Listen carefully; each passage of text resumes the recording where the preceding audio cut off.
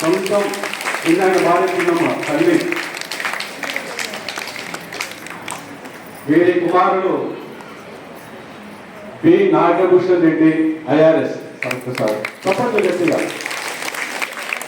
IFS Indian foreign service B Nagabhushan Reddy garu ప్రస్తుతం Malaysia అంబాసిడర్గా పనిచేస్తున్నారు. అలాగే ఇంకో కుమారుడు పి వేణుగోపాల్ రెడ్డి గారు ఐఏఎస్. ఈయన ప్రస్తుతం మహారాష్ట్ర గవర్నమెంట్లో అసిస్టెంట్ సెక్రటరీగా పనిచేస్తున్నారు. ఒకసారి గట్టిగా చప్పట్లు కొట్టండి.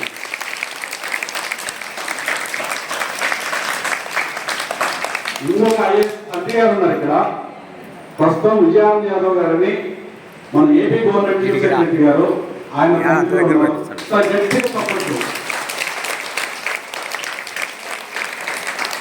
నిజంగా ఎంత ఆనందం, ఎందుకంటే మదర్సాన్ని ఈరోజు స్వామి చెప్తున్న మాటల్లో గురుకృప వల్లనే మీరందరూ ఇక్కడ స్థాయికి ఎదిగారని ఇందాక స్వామి నాతో చెప్పినప్పుడు అర్థమవుతా ఉంది.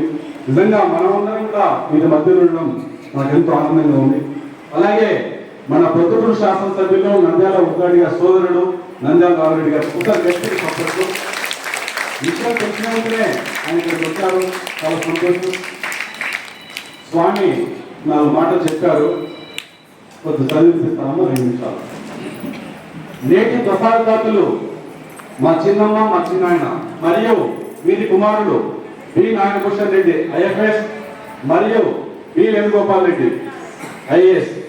మేమందరం స్వామి చెప్తున్న మాట, మేమందరం మా గురుదేవులైన శ్రీ శ్రీ విద్యాపీఠాధిపతి వీరు శ్రీ అగస్తేశ్వర కోడి కింద ఉండేవారు. స్వామి పేరు ఏమంటే శ్రీ విద్యా మహేష్ తీర్థ స్వామి వారు. వీరు కేవలం తపస్వి, శ్రీ విద్యను అమ్మ ద్వారా సిద్ధి పొందినారు. స్వామివారి గురువులు మహేశ్వర తీర్థ స్వామి వారు. అందరి గురు స్వామి గారు, స్వామి కుటుంబ సభ్యులు అందరూ. స్వామి అంటే అందరూ వస్తారు, స్వామి చిన్న చిన్నమ్మ పిల్లలు ఇద్దరు కూడా వస్తారు. వీళ్ళందరి గురువు కూడా శ్రీ విద్యా మహేష్ తీర్థ స్వామి వారు. వీళ్ళు ఈ స్వామి వారి కంటే తీర్థంలో ఉండేవారు. ముఖ్యంగా స్వామి అగస్తేశ్వర కోన మనందరం చూసుకుంటాం. జమ్మూరు మైదానం నుంచి గురప్ప నుంచి అగస్తేశ్వర కోన, అక్కడ స్వామి మహేశ్వర తీర్థ స్వామి. ఆ స్వామి నుంచి కూడా స్వామి చిన్నాయన గారిని సారవాడ తల్లిదండ్రులు గురుకృప పొందినారు. ఆ స్వామి నుంచే వీరి కుటుంబం గురుకృప పొందింది. వీరికి ఆధ్యాత్మిక జ్ఞానము అందరికీ లభింపజేయాలని కోరిక. స్వామి చిన్నానికి ఏమంటే ఆయన గురుకృప పొందినాడు, అలాంటి కృప అందరికీ అందించాలని కోరిక. అందువల్ల బంధువర్గములకు స్నేహితులకు కూడా గురుకృప లభింపజేయాలని అందరినీ తీసుకొని వచ్చి మద్దతు చెప్పించారు. సంస్కారవంతులు స్వామి చిన్నాయన గారు. ఆయన చాలకపోయారు, ఇంటి దగ్గర ఉన్నారు, ఆరోగ్య రీత్యా ఇంటి దగ్గర ఉన్నారు. ఆయన గురుకృప పొందిన తర్వాత అందరికీ ఆయన ఏ విధంగా గురువు ద్వారా కృప పొందినాడో మిగతా స్నేహితులు కానీ బంధువులు కానీ అలానే గురుకృప పొంది అమ్మవారు ఆశీస్సు పొందాలని కోరిక. ఆ విధంగా కూడా ఆయన చాలా ప్రయత్నం చేశారు. నిజంగా స్వామి నాకు గత 7 సంవత్సరాల పరిచయం. నిన్నటి నుంచి ఆయన మొదల్లో ఆనందం చూస్తూ ఉంటే ఉప్పి తప్పిపోయిపోతారు. ఎందుకంటే మా చిన్నమ్మ మా చిన్నాయన ఈరోజు ఇక్కడ ప్రసాదాలు నిలవడం, అందులో వారి పిల్లలు ఉన్నత స్థానం పిల్లలకి రావడం కూడా నిజంగా నాకు షేర్ చేసుకున్నాడు. ఆయన బహుశా ఎవరితో షేర్ చేసుకోలేదేమో, చాలా ఆనందంగా నిన్నటి నుంచి చూస్తున్నాను. ఆయనలో మంచి హుషారు. నాకు 2-3 సార్లు ఫోన్ చేసి భక్తులు ఎట్లయినా చాలా మందిని కవర్ చేయాలా చెప్పడం పదే చెప్పడం జరిగింది. ఎందుకంటే ఇంకా ఎక్కువ మంది రావాల్సింది, చాలా ఎండలు కాబట్టి వైశాఖ పౌర్ణమి చాలా ఎండలు ఉండడం మరియు పెళ్లి కార్యక్రమాలు శుభ కార్యక్రమాలు ఇంకా మనం చాలా మంది సమీకరించలేకపోయాం. ఓకే, స్వామి చిన్నాయన గారు ఏం చేశారు, వారి పిల్లలిద్దరికీ మద్దతు చెప్పించారు. పిల్లలు కూడా తండ్రి పాటలు నడిచినారు, గురుకృపకు నోచుకున్నారు. వీరికి గురుకృప లభించిన విషయాలు చెప్పినారు. ముఖ్యంగా సివిల్ స్టేషన్లో వారి ఆశీస్సులు పొందడం వల్ల మేము సెలెక్ట్ కాగలమని చెప్పినారు. కేవలం గురుకృప వల్లనే మేము ఐఏఎస్లో సాధించి మంచి పొజిషన్ ఉన్నామని చెప్పి స్వయంగా వాళ్ళ అనుభవాన్ని చెప్తున్నారు. గురుకృప అంటే వాళ్ళు చెప్తే వాళ్ళ అనుభవాలు విధానం విన్న తర్వాత ఆ ప్రయత్నంగా వారికి గురుకృప లభించింది. ఆ ప్రయత్నంగా గురుకృప లభించింది. అంతటి అనుభవాలు అంటే స్వామి అంతటి అనుభవాలు నాయన పొందడానికి చాలా శ్రమపడింది. 15 సంవత్సరాల క్రితం స్వామి చెప్తున్నారు. వీళ్ళకి ఇమీడియట్ గా గురుకృప పొందితే స్వామి చెప్తున్నారు నాకు 15 సంవత్సరాలు పట్టింది ఉండడం అని చెప్తున్నాను. గత జన్మ పుణ్యం వల్లే ఇది సాధ్యం, కేవలం తల్లిదండ్రుల పుణ్యం వల్ల లభించిందని పిల్లలు కూడా సత్యం అంగీకరిస్తారు. చెప్తాను కదా, పిల్లల పుణ్యం వచ్చిందని పెద్దలు. నేను వీరిని మా చిన్నాటి కొడుకు ఇద్దరు పిల్లలు అంటున్నాను, కానీ మా మధ్య చిన్ననాటి ప్రేమ అభిమానం వల్ల పిలుస్తున్నాను. గోపాల్ నాగేష్ ఇద్దరు దేశంలోని అత్యున్న స్థానంలో పనిచేస్తున్నారు. వీరి దర్శనం కూడా రోజుల తరబడి ఎదురు చూస్తే కానీ లభించదు. నిజంగా స్వామి తమ్ముల పట్ల ఇంత ప్రేమ, ఇది స్వామి ప్రేమ బాగా. నిజంగా స్వామి చాలా ఆనందపడుతున్నాడు. అమ్మ రావడము, పిల్లలు రావడము, మధ్యలో ఇక్కడ ఆశ్రమంలో ఇక్కడ పారాయణ చేశాము. నిజంగా ఆయన గమనిస్తున్నాం కదా, చాలా ఎగ్జైట్ వచ్చారు స్వామి. అంటే మన దగ్గర మనందరూ వీరిలో ఏమాత్రం అహంకారం కనబడదు. అందరితో ఆత్మీయంగా కలిసిపోతారు. నిజాయితీ పరుడు, ఎవరికైనా తమ పరిధిలో సాయం చేయడంలో ముందుంటారు. వీరికి సాదర హృదయపూర్వక స్వాగతం, సుస్వాగతం. భవిష్యత్తులో కూడా సన్యాసం తీసుకోవడానికి కావాల్సిన అన్ని అర్హతలు ఉన్నాయి. వీరి తల్లిదండ్రులు మాకు గురుతుల్యులు అయినా వీరి తల్లిదండ్రులు మాకు గురుతుల్యులు. వారికి నమస్కరిస్తున్నాను.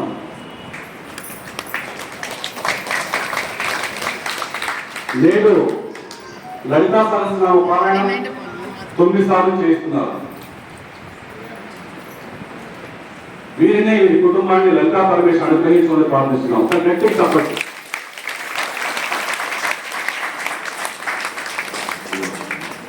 ఇలా మేము కలుసుకోవడం ఆశ్చర్యం, ఆనందం. ఏకాంతంలో జీవితం ముగిసిపోతుంది అనుకునేవాడిని, కానీ ఆశ్రమం కట్టడం, గోపాల్ నాగేష్ ఇలా రావడం, మా చిన్నమ్మ లలితా సహస్రనామ పారాయణం చేయించడం సంతోషంగా ఉంది. కాలం ఎవరి ఎలా ఎక్కడ ఆశ్చర్యం, ఆనందం. ఏకాంతంలో జీవితం ముగిసిపోతుంది అనుకునేవాడిని, కానీ ఆశ్రమం కట్టడం, గోపాల్ నాగేశ్వర రావడం, మా చిన్నమ్మ లలితా సహస్రనామ పారాయణం చేయించడం సంతోషంగా ఉంది. ఇక్కడ ఉన్నటువంటి ఇద్దరికి నమస్కారములు. మా తల్లి నారాయణమ్మ గారు తండ్రి ఇంట్లో ఉన్నారు, రాసుపారెడ్డి గారు తమ్ముడు, సకుటుంబం అందరూ ఉన్నారు. లలిత, విజయ, తర్వాత అలాగే మాకు శివరెడ్డి గారు, తర్వాత జయచంద్రారెడ్డి వారి, అలాగే రాధమ్మ, తర్వాత సుభాషిణి, ఇక్కడ ఉన్నటువంటి అందరి ప్రెజెన్స్ ఉన్నారు. మా బంధువులు చాలా మంది ఉన్నారు ఇక్కడ. కాకపోతే ముఖ్యంగా ఇప్పుడు ఈ క్షణంలో బంధుత్వం కాదు, గురుత్వాన్ని గురించి తెలుసుకోవాలి. ఈ జన్మకు నేను నా విషయం చెప్తున్నానంటే ఇది నా తమ్ముడి విషయం కూడా. అలాగే మాకందరికీ తల్లిదండ్రుల కృప ద్వారా మా గురువు గారు పరిచయం.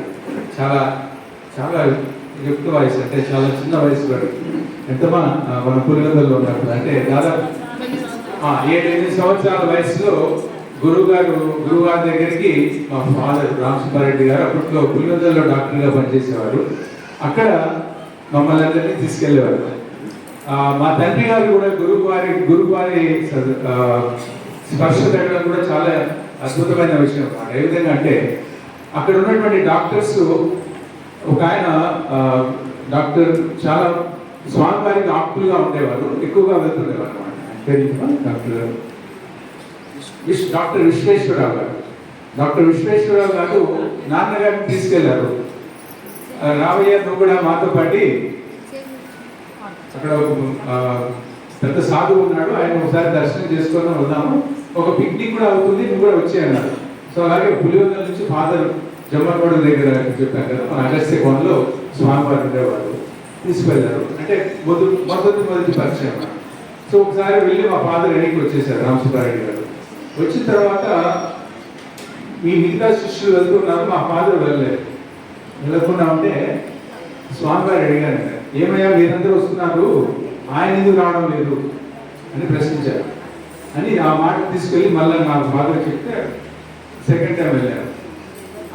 అప్పటి నుంచి ఇంకా రెగ్యులర్గా వెళ్తూ వచ్చారు. అంటే గురువు శిష్యుల కోసం వెతుకుతున్నారు అన్నమాట. అంటే కాలం జరిగిన కొద్దీ ఒక స్థితి వచ్చింది ఏమిటంటే, ఒకరోజు మా ఫాదర్ని కొన్ని సంవత్సరాల తర్వాత తలపై చేపెట్టేసి తొమేవాహం అన్నారు. అంటే నీకు నాకు తేడా లేదు. అటువంటి అద్భుతమైనటువంటి స్పర్శ దాని ద్వారా తెలియజేయబడింది అనమాట.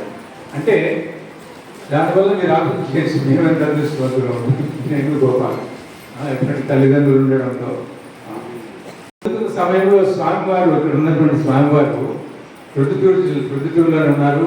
ఇక్కడ స్వామివారి అంటే మా కుటుంబంలో అందరికీ అంటే స్వామివారి అన్నగారు ఉన్నారు, జనార్దన్ రెడ్డి, అలాగే తమ్ముడు రఘురామ్ రెడ్డి, అలాగా 1980లో మన స్వామివారికి ఫస్ట్ టైం పరిచయం అయింది మన గురువు గారు.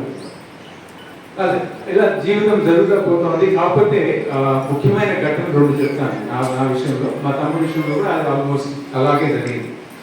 మొట్టమొదటి ఏంటంటే, స్వామివారి దగ్గరికి ఇక్కడ ఫోన్లో ఉన్నప్పుడు ప్రతి సంవత్సరం వెళ్తూ ఉండేవాడు. నేను 10-12 సంవత్సరాలు ఉంటుంది వయసు. అప్పుడు మా మామతో పంపించారు, మా పెద్ద మామ, ఇప్పుడు లలితాదేవి గారి తండ్రి పిలిచి స్వామివారి ఎందుకు పిలిచారో అర్థం కాలేదు. నేను మా మామ ఉన్నాము. మా మామ వచ్చి కూర్చున్న తర్వాత కొద్దిసేపు ఇట్లా చూసి, ఏడా నాతో వస్తావా అన్న అని కొంచెం కళ్ళు ధ్యానంలో వెళ్ళిపోయేసి తీసి, నువ్వు చేసే వేరే ఉండాలి నాయన, నువ్వు చేసే వేరే ఉండాలి నాయన పోతున్నాడు. అది ఒక ఫస్ట్ ఘట్టం అన్నమాట. అదే ఆ తర్వాత కొంతకాలానికి స్వామివారి ఇక్కడి నుంచి మన దత్తాత్రేయ పరంపర ఉన్నటువంటి మహారాష్ట్రకు వెళ్ళిపోయారు. ఎల్లోరాలో అక్కడ స్వామివారు తన అక్కడ ఆ గుహలు కూడా మాకు తర్వాత వాటి గురించి చేతిగా చెప్పచ్చు. ఎందుకంటే ఈ జీవుడు చాలా అదృష్టవంతుడు, ఈ శరీరంలోని జీవుడు చాలా అదృష్టవంతుడు. ఎందుకంటే ఆ స్వామివారి కృప అద్భుతమైంది అనమాట. ఒక సంవత్సరం నేను ఎంటెక్ ఐఐటిలో చేశాను, ఐఐటి బాంబే. ఆ చేస్తున్న సమయంలో నాకు ఒక మెసేజ్ వచ్చింది. మా ఫాదర్ గారు రామ్ సుబ్బారెడ్డి గారు ఏం చెప్పారంటే, నాయన నీకు టైం ఉంటే వెళ్ళు, స్వామివారు 14 రోజులు నువ్వు అక్కడ ఉండాలని నిర్ణయం చేశారు, నువ్వు ఏదో టైంలో 14 రోజులు వెళ్ళు అన్నారు. వెళ్ళాను. రోజు నా డ్యూటీ ఏంటంటే ఉదయం లేవడం, అక్కడ కొలను ఉంది అన్నమాట ఎల్లోరాలోనే, ఆ కొలంలో స్నానం చేయడం, అక్కడ జ్యోతిర్లింగాల్లో ఒక మహామందిరం ఉందండి, కృష్ణేశ్వర మందిరం అనేది. అక్కడ 108 సార్లు ప్రదక్షిణ చేయడం, తర్వాత అక్కడే స్వామివారి ఒక చిన్న మన శివాలయం ఉంది, అక్కడ శివాలయం కూడా అక్కడ దర్శనం చేసుకొని కృష్ణేశ్వరం పక్క తర్వాత చిన్నది నాగేశ్వరం అక్కడ దర్శనం చేసుకొని రావడం, భోజనం చేయడం, తర్వాత గురు చరిత్ర చదవాలి. అది సమ్మర్ మే. అక్కడ చిన్న గుహ ఉండేది భూమిలో, మామూలుగా వర్షాకాలంలో నీళ్ళు నిండుతుంది, ఆ గుహ లోపలికి పోయి అక్కడ గురు చరిత్ర చదివాడు. అలా జరిగింది కొంతకాలం. 7వ రోజు 8వ రోజు పడుకోవడానికి తయారవుతున్నాను. సాయంత్రం అంటే రాత్రిపూట అరౌండ్ 9:30 ఉంటుంది. ఎందుకంటే పొద్దున్నే లేవాలి, 4 గంటలకి, 4:30, 5 లోపల లేవాలన్నమాట. పడుకునే ముందు స్వామివారు వచ్చారు దగ్గరికి. వచ్చేసి, ఏమ్రా పడుకుంటున్నావా అన్నాడు. అంటే స్వామి నా పడుకుంటున్నా అంటే, ఏం లేదు నాయన, ఏమన్నా అనిపిస్తే నాకు పొద్దున్న చెప్పు నాయన అన్నాడు. ఏమన్నారు? ఏమన్నా అనిపిస్తే నాకు చెప్పు నాయన అన్నారు. అంటే అలాగే స్వామి పడుకున్నాను. కరెక్ట్గా 5 అవుతూ ఉందో లేదో అదే సమయంలో ఏదో కదులుతున్నట్టు అనిపించింది. దగ్గరలో చూస్తే స్వామి కూర్చున్నాడు. ఏం నాయన లేచినావా అన్నాడు. లేచినా స్వామి నమస్కారం.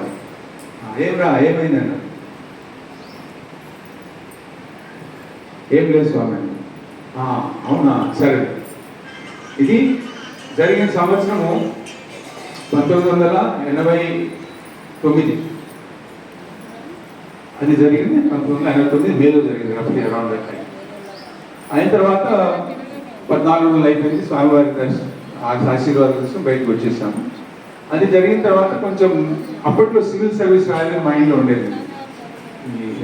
ఐఏఎస్ పరీక్ష అంటారు కదా, పరీక్ష రాస్తాను.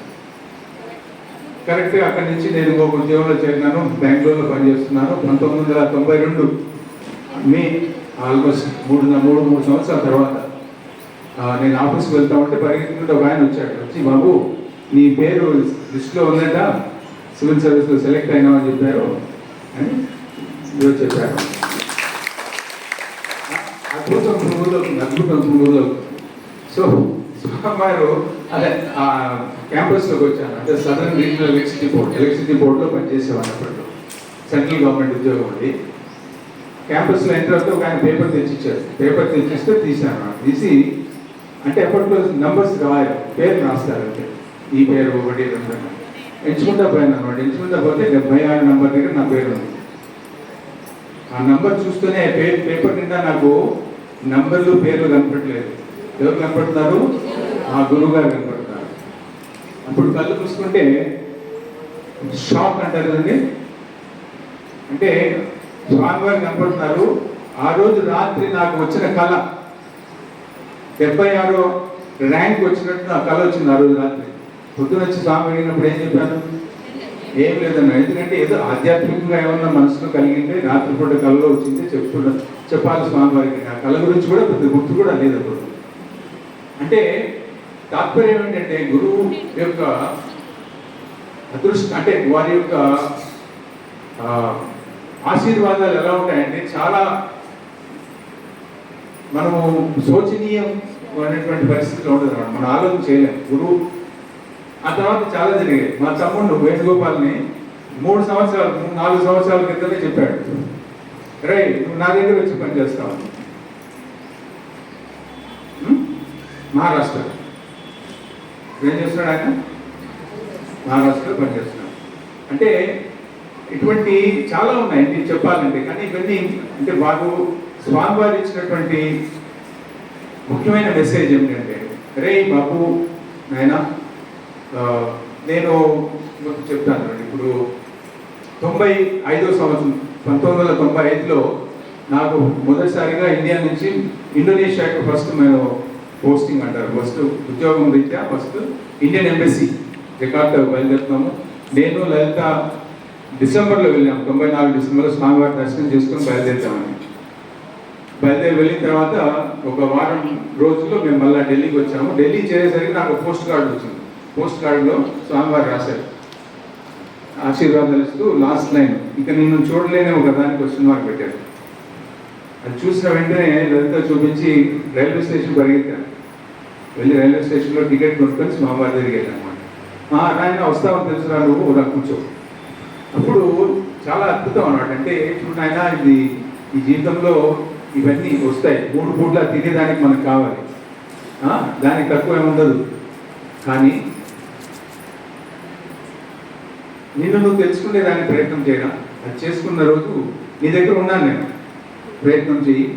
అది చేసుకున్న రోజే నాకు కావలసినటువంటి నా గురువు, నా శిష్యులుగా నువ్వు అనుమతి పొందుతావని. అంటే ముఖ్యంగా ఈ పదవులు కాదనమాట వారికి కావాల్సింది ఏంటి? ఇవన్నీ చిన్న చిన్న మహత్యాలు అనుకోండి. కాకపోతే అతి ముఖ్యమైనటువంటి సారాంశం ఏంటంటే ఈ అందరూ ఎంతో భక్తిభావంగా మన స్వామివారి కృపతో ఇక్కడ అందరం చేస్తున్నాము. ఇది ద మెయిన్ పర్పస్. అంటే దీన్ని ఇటువంటి చేయడం వల్ల మనం తెలుసుకోవడానికి ప్రయత్నం చేయాలి. అంటే ఆ ధ్యానం, భజనలు, భక్తిని, ధ్యానం లోపలికి తీసుకుపోయి మీరు చాలా చక్కగా పాడారు ఇలాగ త్రిపుర రహస్యం అన్నారు మధ్యలో. త్రిపుర రహస్యం ఇంటికి వెళ్ళిన తర్వాత దాని గురించి చదవండి, ఏమిటి త్రిపుర రహస్యం అంటే. ఎందుకంటే దాంట్లో ఉన్నటువంటి మహత్యము, తర్వాత మనలో ఉన్నటువంటి మనం దాన్ని తెలుసుకునేదానికి ఇంత ప్రయత్నం చేయాలనే దాని గురించి చాలా చక్కగా దాంట్లో వివరణ చేసి రాశారు. ఇది దత్తాత్రేయుల వారికి పరశురాముల వాళ్ళ మధ్యలో జరిగిన సంభాషణ. ఆ సంభాషణ బుక్ రూపంలో ఉంది. ఇప్పుడు స్వామివారు ముఖ్యంగా ఇందాక నుంచి చెప్తున్నారు, అంటే ఇవి అప్రయత్నంగా లభించిన ఆశీర్వాదాలు మన గురువు గారి దగ్గర నుంచి. తప్పకుండా స్వామి దీని గురించి మనకి ఏం లేదు. దీంట్లో మా కుటుంబాల్లో చెప్పుకోవాలంటే అంటే స్వామివారు అనేవారు, మీ ఇంట్లో మా ఫాదర్తో మా అవ్వ అంటే మా మదర్ వాళ్ళ తల్లి వాళ్ళందరూ చెప్పారు, అయినా మీ ఇంట్లో 7 తరాల నుంచి ఉందిరా ఇది, నిలబెట్టుకోండి రా దీన్ని అని. అంటే నిలబెట్టడం అంటే ఈ జీవునికి ఈ శరీరంలో ఈ శరీరం వదిలే లోపల స్వామివారి ఆ కృప వచ్చి తను తెలుసుకోగలిగితే అది కావాలి, అంతకుమించి ఇంకేం లేదు. ఎందుకంటే ఈ ఉద్యోగాలు జాబ్ అంతా మనము ఒక అదొక జీవన శైలి అంతే, అంతవరకే. కాకపోతే ఇది సారాంశం స్వామి. కానీ మాకు అదృష్టం ఏంటంటే మాకు స్వామివారికి స్వయం అంటే వారి యొక్క సాక్షాత్కారంగా ఉన్నటువంటి స్వామివారికి మన ఎదురుగానే ఉన్నారు. ఎందుకంటే మా కంటే అత్యున్నతమైనటువంటి స్థాయిలో వారిని ఆధ్యాత్మికమైనటువంటి అత్యున్నతమైన స్థాయిలో దర్శించి వారికి దాన్ని ఏమంటారు సాక్షాత్కారమై మన స్వామివారికి అనేక రకమైనటువంటి వాటిని ఏమంటారంటే శక్తుల నుండి ఏమైనా కానీ అటువంటి అన్నీ వారికి ప్రాప్తించి వాళ్ళు ఎదురుగా ఉన్నారు. అలాగే ఈ కళావతి లలితాదేవి చెల్లెలకు ఈమెకు ఒక అన్న ఉన్నాడు మహేశ్వరుడు అని. అతను రమేష్ చంద్రారెడ్డి AGBS చేశాడు. అయిన తర్వాత స్వామివారి అనుగ్రహం కలిగి ఆయన కూడా 20 సంవత్సరాలుగా సన్యాసం తీసుకొని చూస్తున్నాడు. ఆయన కూడా స్వామివారి కృప కలిగి స్వామివారి యొక్క దర్శనం అయి ఆ ధ్యానంలో ఆయన కూడా సంస్కరిస్తున్నాడు అన్నమాట. అలాగే ఇది స్వామివారు అన్నట్టుగా మా శ్రీ విద్యామహేశ్వర తీర్థ స్వామివారు అన్నట్టుగా మా కుటుంబంలో ఉంది. కాకపోతే ముఖ్యంగా ఏమిటంటే వారి యొక్క మెసేజ్ని మీ ద్వారా స్వామీజీ అందరికీ ప్రాప్తం కలుగుతుందంటే చాలా సంతోషంగా ఉంది.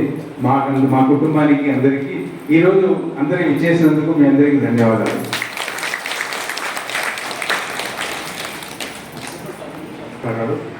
ఇక్కడ ఉన్న అందరి భక్తులకు మనస్పూర్వకంగా నమస్కరిస్తూ స్వామివారి ఆశీస్సులతో ఈరోజు చాలా గొప్పగా భజన కార్యక్రమం జరిగింది. ఎంతో ఆనందం. మా గురువు గారి గురించి అన్నగారు చాలా డీటెయిల్గా చెప్పారు. ఒక రకంగా చెప్పాలంటే ఆయన గురించి కొన్ని రకాల అనుభవాలు నాకే ఎక్కువ. కారణం ఎందుకంటే నేను సహజంగా ఇది నమ్మను. ప్రతిదీ ప్రశ్నించే అలవాటు నాకు ఉందన్నమాట. ఒకరు చెప్తే వెంటనే నమ్మే తత్వం నాకు. ఆ విధంగా ఎన్నో రకాల అనుభవాలు గురువుగారితో. అవన్నీ సభాముఖంగా చెప్పడం అంటే లోపల ఉన్న భావం ఎక్కడో పలుచబడుతుందని చెప్పేసి భయం. ఎందుకంటే అది ఒక గురువుకి శిష్యుడికి ఉన్న అవినాభావ సంబంధం. దాన్ని ఎంతో విధంగా లోపల నింపుకోవడానికి కోసం ఆయన ఇచ్చిన అనుభవాలు అన్నమాట. ఒక్క మాట చెప్పాలంటే ఆయన అంటే గురువు అంటే శరీరం కాదు అనేది ఎలా వాస్తవం అవుతుందన్నది ఈ విషయం అన్నమాట. ఎన్నో రకాల అనుభవాల్లో ఆయన చూపించారనమాట. ఆయన శరీరానికి అతీతంగా ఆయన ఒక అస్తిత్వం అంటే ఆయన ఒక ఉన్న ఎగ్జిస్టెన్స్ అన్నమాట, అది ఉంది అని చెప్పేసి. ఇప్పుడు జీవితంలో ఒకటి ఏంటంటే తెలుసుకోవాల్సింది ఆయన శరీరానికి అతీతంగా ఎలా ఏ విధంగా ఉంటున్నారు, ఏ రకాలు ఉంటారనేది తెలుసుకోవాల్సిన విషయం అన్నమాట. ఎన్నోసార్లు అంటే 2-3 సార్లు చెప్పాడు ఆయన, మరి మీ అన్న నువ్వు ఎక్కడ విదేశాలకు వెళ్తారు, అక్కడ వెళ్తారు, ఇక్కడ వెళ్తారు, కానీ ఈ శరీరం ఉన్నా లేకపోయినా వచ్చి తోడు తెస్తాను. ఆయన భాష అర్థం చేసుకోవాలంటే చాలా కష్టం. సో అది అంటే గురువు గారి గురించి చెప్పాలంటే నాకు అర్హత లేదు. ఎందుకంటే ఆయన ఇప్పుడు గురుయాతీత స్థితిలో ఉండేవాడు, జీవన్ముక్తుడు. ఆయన గురించి చెప్పడానికి మనకు క్వాలిఫికేషన్ లేదు. అంటే ఎలిమెంటరీ స్కూల్లో ఉండేవాడు పీహెచ్డీ చేసి ప్రొఫెసర్షిప్ చేసే వాళ్ళ నాలెడ్జ్ గురించి మాట్లాడటం అంటే అది నిరర్థకమైన విషయం అవుతుంది. అందువల్ల గురువు గారి గురించి మనకున్న అనుభవాలతోటి ఆయన సాధించినది గురువు గారు ఒకటే అనమాట. మరి గురువు ఏ స్థితిలో ఉన్నాడో ఆ స్థితికి శిష్యుని తీసుకెళ్ళడం గురువు యొక్క జన్మ. అంటే ఆయన ఆ కారణంతో శరీరంతో వస్తారు.